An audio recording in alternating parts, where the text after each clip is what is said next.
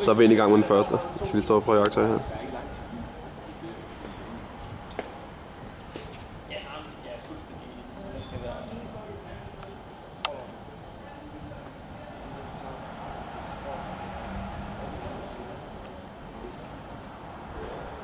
Vinder hånd i lommen, det er jo helt klart en fejl i hvert fald.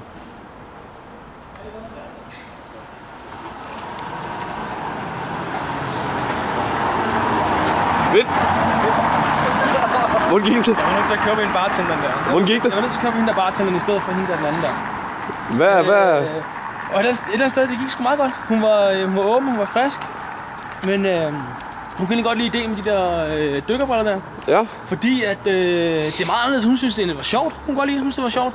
En lidt anderledes gimmick, eller man kalder det.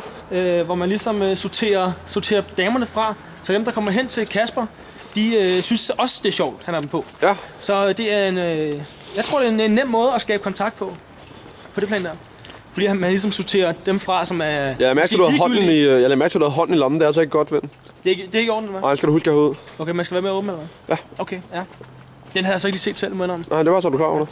Men så ved vi det med de briller der i hvert fald, det er helt sikkert. Ja. At der sorterer man dem fra, som ikke er interesseret på det punkt der, som måske enten er lidt reserveret, eller synes noget bedre om sig selv. Og man finder så de piger, som egentlig er sådan lidt friske, og måske lidt sådan lidt... Jeg vil ikke kalde det ligeglade, men sådan synes det er sgu egentlig meget sjovt at være lidt anderledes måske. Ja. Så kan man gøre det ud fra det, og spille på det. Den er ikke så dum. Altså, som jeg sagde der, hun synes, det var fedt.